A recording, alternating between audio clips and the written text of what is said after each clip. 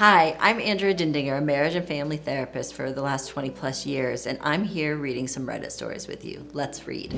Am I the asshole for being mad at my husband for saying he would pick his deceased wife over me? Oh my God.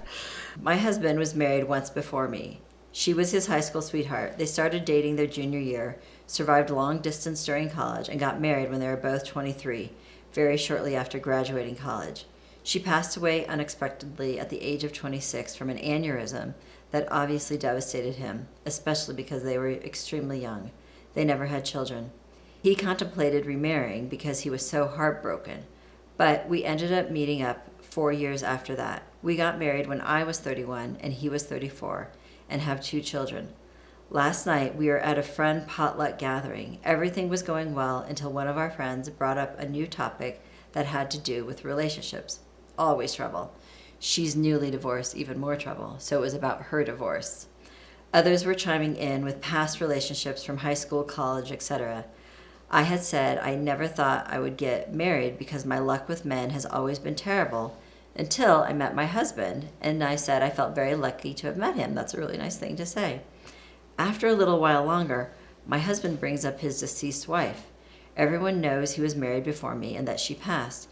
He was talking about her and then drops a bomb and goes, "If she walked through that front door right now, I'd pick up where we left off." Oh, you should not have said that. If I'm being honest, it felt like someone put my heart into a blender and punched me in the gut as hard as they could.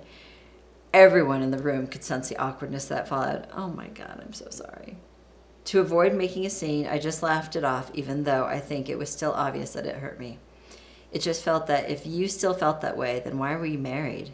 I never asked him to get over his wife. I've never had a deceased spouse or even a deceased partner, so I'm unsure how that feels. But I would never say that in front of my new spouse. After the gathering, we left, and I did not speak to him for the entire car ride home, or barely the entire night. I don't suggest that. I did tell him that what he said hurt my feelings deeply and that we could talk in the morning once I've calmed down, because I didn't want to say something mean to him. That's the right way to do it. I ended up sleeping on the couch because he would not leave me alone. It's now the next morning and I barely slept. He is still sleeping. I'm not really sure what to say or what he will say. Oh, darling. Oh. You are not an asshole for having that response, like, at all. Yeah, that is really hurtful. And I think, well, I want to give him the benefit of the doubt, especially if it seems like he was really upset last night after you got quiet and told him you needed to take a break, which I'm really proud of you for doing that. That's a great job taking care of yourself. Those pauses are essential. But I think maybe what he was saying is that, she's not coming back from the dead. She's not going to be able to walk into the room, but that he really loved her, and that was really a true heartbreak for him. It was a really stupid thing for him to say. I'm really sorry. But I think you should tell him, like, that really, really hurt my feelings. And ask him, like, really, you have no idea who she would be today and who you would be today. And would you really choose her over me? I think he was just falling down the nostalgia rabbit hole. On to the next one. This one is titled, Marriage Problems. Wife makes more money than me. That happens all the time, by the way. Like, that should not be unusual, but let's read what this says. So, my wife is a doctor and makes 2 to 3 times as much as I do. I made $150K last year and will make closer to $175 to $200K this year. That's a lot. She bitches saying I live off of her. She even said it loudly at Costco, like I was some kind of leech who has a sugar mama and was a loser. She was loud. I stayed calm and didn't react until she wouldn't stop. Then I told her I was about to leave the store. I felt like any other woman would be so proud to have a husband who makes the money I make. I don't get it. So close to just divorcing her. Oh, it does feel really disrespectful. It's hard because my daughter calls her mom, but my wife keeps getting worse towards me. It's been 4 years of nonstop belittling. Belittling is so toxic. She pays a portion of her income towards the bills. I pay every last cent I earn to the bills, literally every cent. I can't even eat out for lunch with work, guys, without her bitching at me for spending money, so I don't. I don't know. Opinions? Oh, man. We say such mean things to the people we love the most.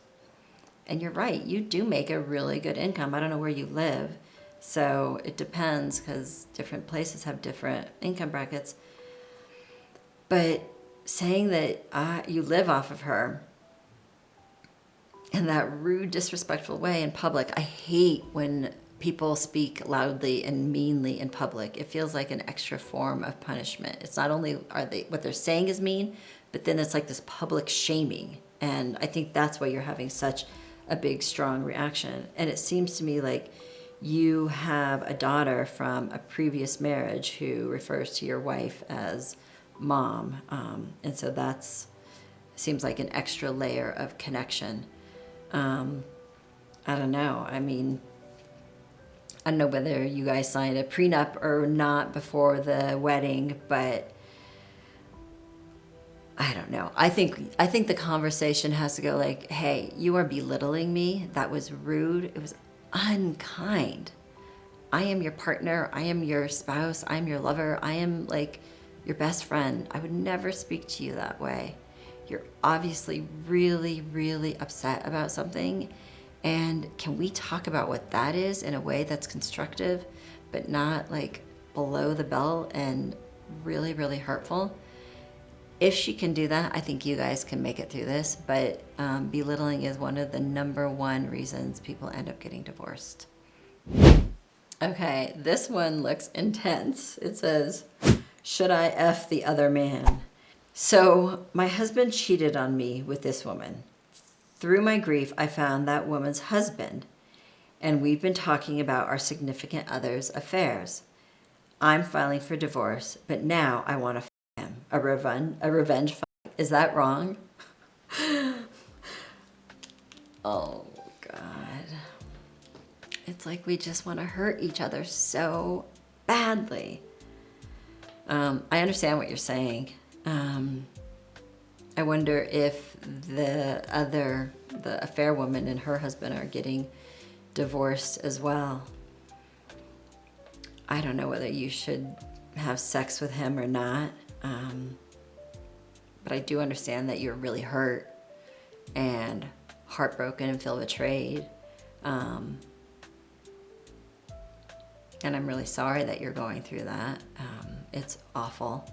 I guess the thing I would say is whether or not you want to do a revenge fuck or not, I just think you make a commitment to yourself that you're not going to let him win, that you are not going to shrink, you're staying connected to yourself, you're staying connected to your self-worth, and you're not defining your self-worth by his behaviors, because his behaviors have nothing to do with you in particular. His behaviors have to do with feelings he was experiencing in the marriage, and he chose this behavior of having an affair to deal with his feelings instead of coming to you directly and saying, hey, I'm struggling with X, Y, and Z. So he was doing something really immature, and he obviously didn't have the language to have that conversation with you. I'm totally rooting for you. Here is our next one. Husband refuses to have my mother with us in the delivery room. I kind of get it, but let me see what she's saying. I am 32 weeks pregnant. It's mine and my husband's first child. A few days ago, I brought up to him that I wanted my mom with me as support during the delivery, as I'm terrified to give birth. My husband got extremely upset and just said no. He thinks it will ruin his moment and said he doesn't want his mother-in-law there when he meets his child. In my country, it's common for the couple to stay at the hospital for 2 days after giving birth, and our hospital doesn't allow any visitors during these 2 days. So we'll have 2 whole days to be just the 3 of us at the hospital. I reminded him of this, but he still refused to have my mother there during delivery. I'm really taken aback by this since we had this conversation before I got pregnant, and at the time he agreed that the person giving birth was the one to decide. I'm terrified of giving birth. That is something you need to absolutely address. I have PTSD from an SA and scared the birth will trigger me. Having my mother there would make a really huge difference to me, but he refuses to see my side of it. And it has even threatened with not going. Oh, no, no, no, no, no, no, don't threat. I'm really in shock about all of this. He wasn't like this before, and he knows how much I struggle. I've even been diagnosed with prenatal depression, but he still never asks me how I'm feeling. He just gets upset and says I'm too negative. Has anyone been through something similar? What should I do to make my husband understand or see my point?